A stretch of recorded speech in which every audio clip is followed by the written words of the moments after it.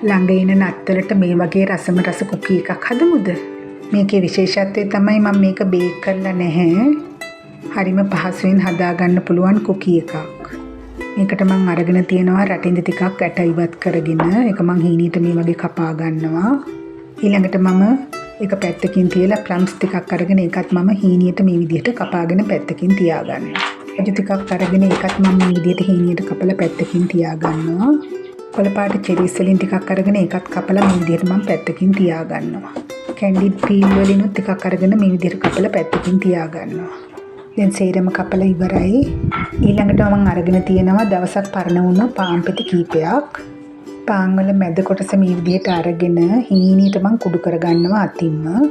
ඊළඟට මම බිත්තරයක් අරගෙන මේ විදිහට බිත්තර සුදු මදේ හා කහ මදේ වෙන් කරලා අරගන්නවා.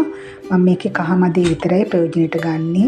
බිත්තර කහ මදේ පෑන් එකට දාලා ෆ්‍රෙෂ් මිල්ක් ටිකකුත් එකතු කරගෙන මම මේක ලිපේ තියාගෙන යන්තමින් රත් කරගන්නවා. මේ තියෙන්නේ මම ගෙදර හදපු පැෂන් ෆෘට් ජෑම්. කහ පාටකිනුත් ගම් පාට පැෂන් ෆෘට් ජෑම් එකකිනුත් මම ටික ටික මේකට එකතු කරගෙන හොඳට මිශ්‍ර කරගන්නවා. ඉඟුරු ටිකකුත් ග්‍රේට් කරලා දාගන්නවා. ස්පයිස් පවුඩර් තේ හැන්දකුත්, වැනිලා තේ හැන්දකුත්, බ්‍රැන්ඩි තේ හැඳි දෙකක්, ලෙමන් සෙස් ටිකක් හා කපාගත් පළතුරු කැබලි ටිකක් මම මේ විදිහට එකතු කරගන්නවා. ඉන්පසු මේ සියල්ලම හොඳට මිශ්‍ර වෙනතුරු මිශ්‍ර කරගන්න. ඉන්පසු පාන් කුඩු ටිකත් මම මේ විදිහට එකතු කරගෙන හොඳට මේක මිශ්‍ර කරගන්නවා. දැන් මම මේක මද රස්නින් ලිපේ තියාගෙන මේ තෙත ගතිය ටිකක් හිඳින තුරු මේක හොඳට කුක් කරගන්නවා. ඉන්පසු මම මේක ලිපෙන් බාගෙන මේ වගේ ප්ලේට් එකක් අරගෙන මම මේකට මේ මිශ්‍රණය දාගෙන හොඳට මේක තුනී කරගන්නවා. තුනී කරගෙන පැත්තකින් තියාගන්නවා චුට්ටක් නෙමෙන්න. ඉන්පසු වයිට් චොක්ලට් එකක් ගෙන මම මේකට කිරි ටිකක් එකතු කරගෙන ඒක ලිපේ තියාගෙන මම මද රස්නේ මේ චොක්ලට් එක දිය කරගන්නවා. ඒකට මිකතු කරගන්නවා දිය කරගත් ජෙලටින් ටිකක්. ඉන්පසු මම මේක මේ විදිහට බීට් කරගන්නවා. දැන් මම මේ මිශ්‍රණය කොටස් දෙකකට වෙන් කරගෙන එක් කොටසකට කොළ පාටත් අනෙක් කොටසට රෝස පාටත් එකතු කරගෙන හොඳින් මිශ්‍ර කරගෙන පැත්තකින් තියාගන්නවා. මේ මගේ කුකී මිශ්‍රණය විනාඩි 20කට පස්සේ දැන් මම මේ තරු හැඩේ කටර් එකක් අරගෙන මේ මිශ්‍රණය මේ තරු හැඩයට කපා ගන්නවා.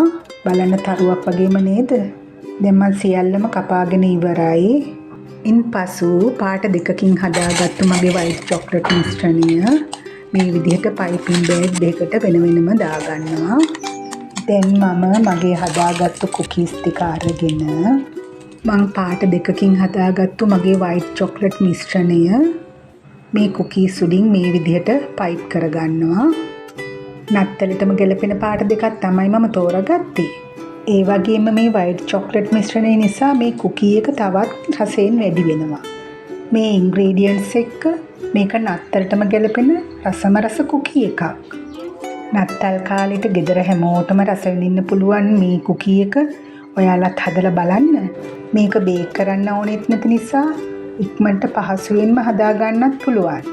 මේක ගෙදර චූටි බබාලා එහෙම ඉන්නවා නම් හරිම ආසාවෙන් කයි. ඉතින් ඔයාලත් හදලා බලලා රසයි නම් මටත් කමෙන්ට් එකක් දාන්නකෝ.